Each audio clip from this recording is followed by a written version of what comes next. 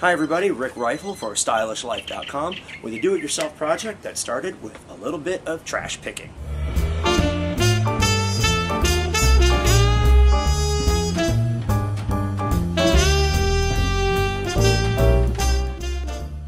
So I'm walking the dog a couple weeks back and I stumble upon this rusty old wash tub that somebody had sat out on the sidewalk for trash night.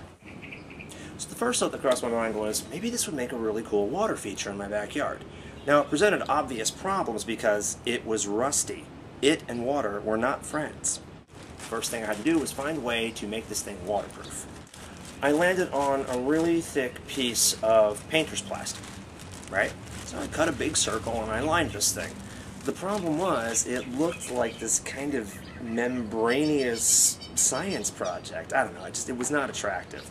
So back to the garage, and I'm rooting around for something else, and I stumble upon vinyl weed barrier. It was perfect. It was black. It was porous, which meant that I could put it on top of the plastic that I had just cut, and water could still get through it. And it would give me the desired effect of that nice, deep, dark fountain. The next thing I had to figure out was, where am I going to put this water feature?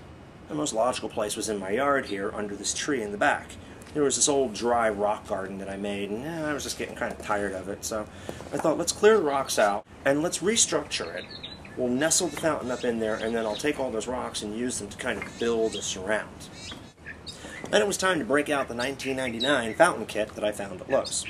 Now, I was a little dubious at first, because when you start to look at the prices of individual fountain parts, it adds up pretty quickly. Here was a little package that advertised everything you need for $19.99.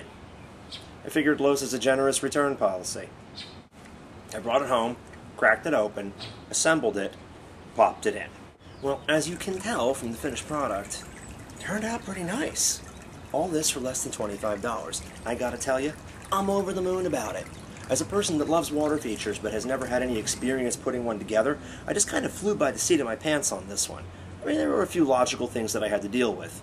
Is the rusty wash tub going to be waterproof? How am I going to make water circulate? Where am I going to get a pump? All of that stuff. Well, just a little bit of clever exploration, and look what I came up with. For StylishLife.com, I'm Rick Rifle.